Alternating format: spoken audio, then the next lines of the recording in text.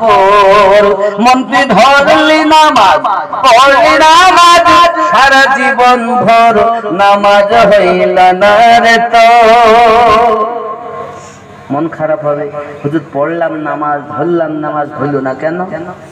হবে কেমন করে শোনো বলি।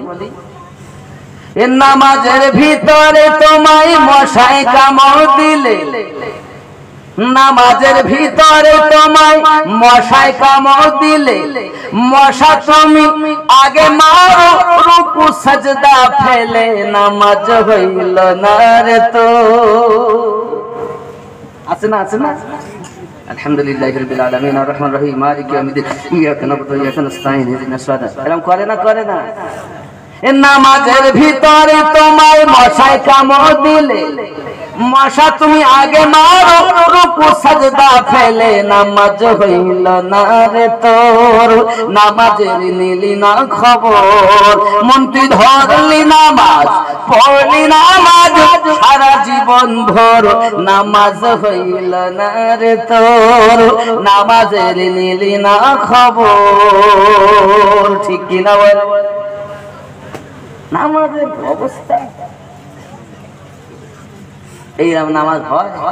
নামাজ এমন হবে যেমন হযরত আলী কারিমাল্লাহুল করিম নামাজ পড়েছেন, পায়ে তীর ঢুকে গেছে, পায়ে হাত দিতে দিচ্ছেন না। নবী পাক বলেন আমার আলীকে আমি যখন বলবো তোমাদের তীর বার করবে।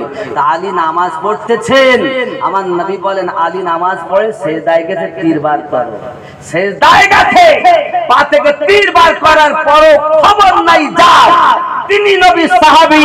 আর আমাদের একটা মশায় কামড় দিলে রুকু সেজদা ফেলে আগে মশা মারি আর বড় বড় লেকচার।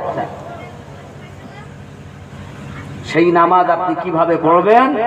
আপন মুর্শিদের কাছ থেকে জেনে নেবেন, আপন পীরের কাছ থেকে জেনে নেবেন, পীরের কাছ থেকে জানতে হবে। নামাজ আমরা শিক্ষা দিব? আমরা তো ভণ্ডের দল। আমরা যারা মৌলবি ব্যবসায় পরিণত করে ফেলেছি, স্টেজে উঠে 16 আনা লেকচার দেই, 1 আনাও আমল করি। কথা বুঝতে পারছেন নাকি? আচ্ছা এই কথা বললি লোকে আমার সহ্য করতে পারবে? কথা বলে আমরা মৌলবীরা জালসাকে ব্যবসায় পরিণত করে ফেলেছি আর শ্রোতারা প্রতিযোগিতা।